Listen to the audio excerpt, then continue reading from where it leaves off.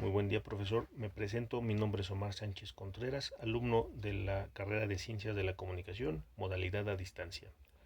Con respecto a la actividad que corresponde al primer tema de este curso, como lo menciona el libro de consulta para la misma, La invención de la comunicación del autor Armand Matterlat, en su introducción nos muestra cómo será el trato al interior del libro a la comunicación, nos da una reseña de su origen, desarrollo, evolución. Al mismo tiempo comenta cómo se ha llevado la comunicación a las nuevas tecnologías, característica particular del siglo XX.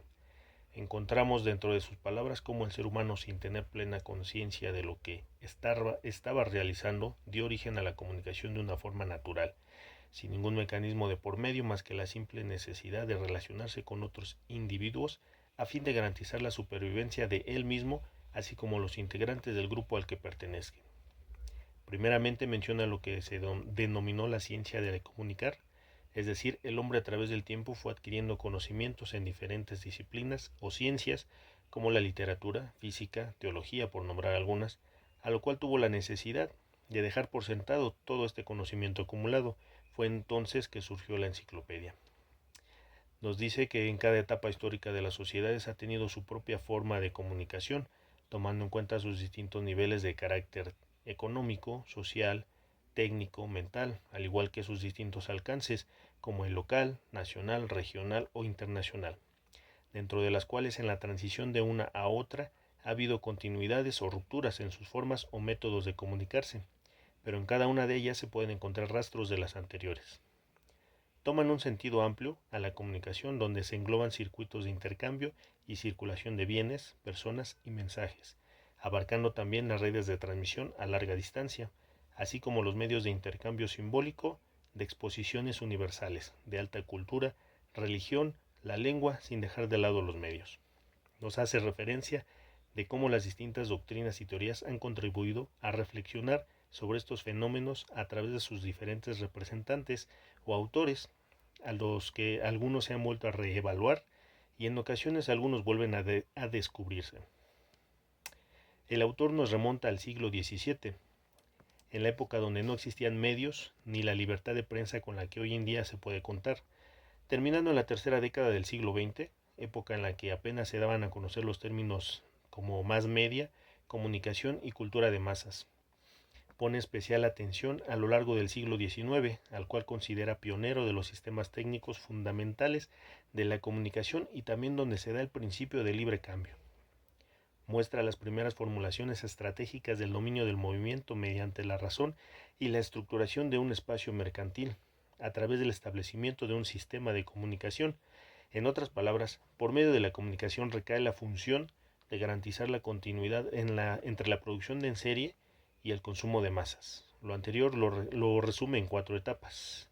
La primera trata de la domesticación de los flujos y de la sociedad de movimiento, es decir, trata de comprender cómo las ideas de progreso y sociedad perfectible ayudan al nacimiento de la comunicación moderna.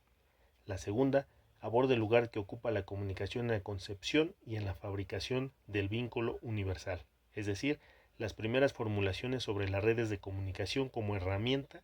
Al mismo tiempo analiza el desfase entre las promesas y los hechos, entre las doctrinas y las políticas.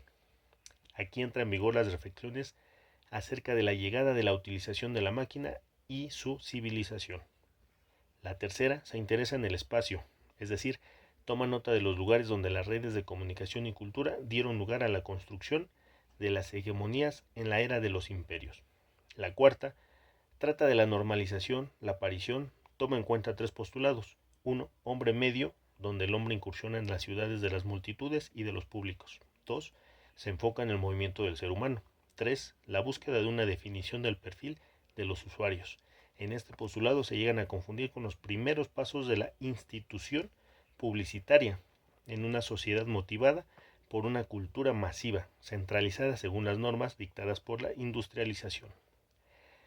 Del lado del epílogo, el autor nos muestra una serie de analogías respecto a la comunicación, nos muestra cómo se origina en el propio cuerpo humano el proceso de comunicar, partiendo desde lo más pequeño del mismo ser humano, como lo es la propia célula, quien lleva información que es transmitida mediante un proceso común, que hoy se conoce como comunicar, contando con información, mensaje y código, Todo eso para que el cuerpo funcione e interaccione internamente con los demás órganos y de ese modo obtener un óptimo funcionamiento.